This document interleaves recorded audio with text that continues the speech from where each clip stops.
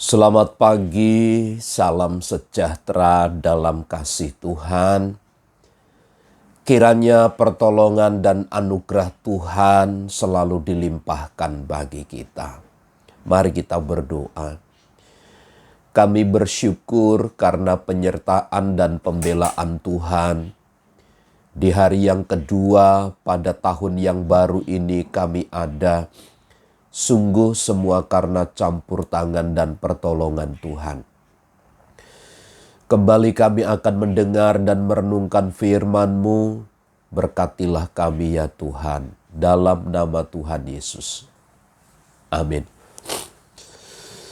Amsal pasal yang ke-10 ayat 19. Di dalam banyak bicara pasti ada pelanggaran, tetapi siapa yang menahan bibirnya berakal budi. Di dalam kitab Yakobus tentang bagaimana anak-anak Tuhan harus menjaga lidah mereka. Maka saran dari Yakobus adalah agar setiap orang dapat mengenakan kekang pada lidah mereka. Artinya perkataan-perkataan yang keluar dari mulut itu harus dipertanggungjawabkan. Dan Yakobus tahu betul apa akibat dari perkataan yang keluar secara sembrono itu. Karena pada akhirnya akan menyangkut tentang kematian dan kehidupan, menyangkut tentang baik dan buruknya hubungan dengan sesama, dan pula berakibat pada relasi yang runtuh satu dengan yang lain. Seraya dengan apa yang disampaikan oleh Salomo, khususnya dalam ayat 19.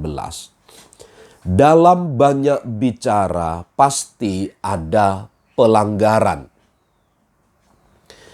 Dalam hal ini bukan berarti Salomo sedang menahan, Salomo sedang menyampaikan tidak boleh berkata-kata, bukan, tetapi banyak bicara.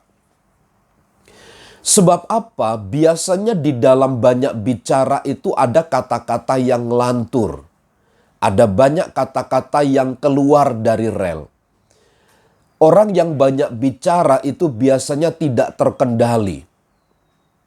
Dan kata-kata yang keluar itu harus dipertanggungjawabkan. Karenanya, di dalam banyak bicara pasti ada pelanggaran.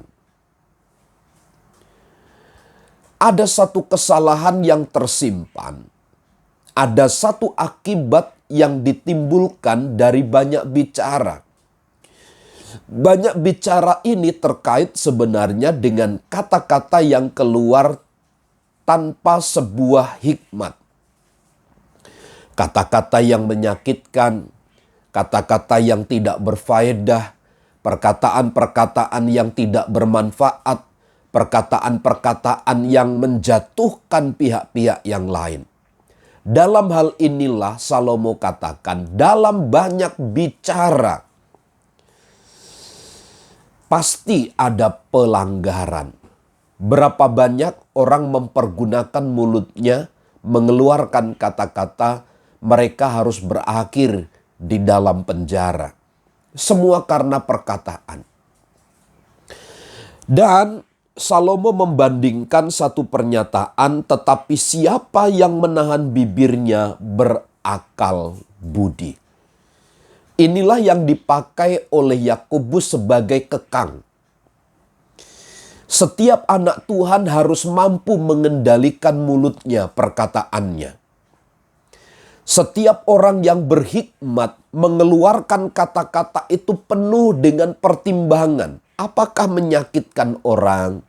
Apakah perkataannya itu membangun? Apakah perkataannya itu membuat damai? Apakah perkataannya itu menyenangkan hati orang? Itu menjadi pertimbangan-pertimbangan bagi orang-orang yang berhikmat. Orang yang berhikmat mengeluarkan kata-kata tetapi kata-katanya membangun orang lain, mensejahterakan, memberikan damai. Tetapi siapa yang menahan bibirnya berakal budi. Jadi orang yang menahan bibirnya, meminimalkan perkataan, dan berkata-kata secukupnya, maka mereka disebut orang yang berakal budi atau orang yang berhikmat. Ada dua perbedaan besar antara banyak berkata-kata dan sedikit mengeluarkan kata-kata. Namun keduanya punya satu akibat yang sama. Punya akibat yang sama, maksud saya adalah begini. Banyak kata-kata pasti akan ada banyak pelanggaran. Tetapi sedikit berkata-kata, dia disebut sebagai orang yang berhikmat. Bukan berarti konteks berkata sedikit itu boleh, tetapi menyakitkan, tidak. Tetapi berkata-kata sedikit dan membangun. Itulah orang yang berakal budi dan berhikmat. Kiranya penyertaan dan pembelaan Tuhan selalu ada bersama dengan kita sehingga kita mampu mengendalikan diri dengan baik. Tuhan Yesus memberkati.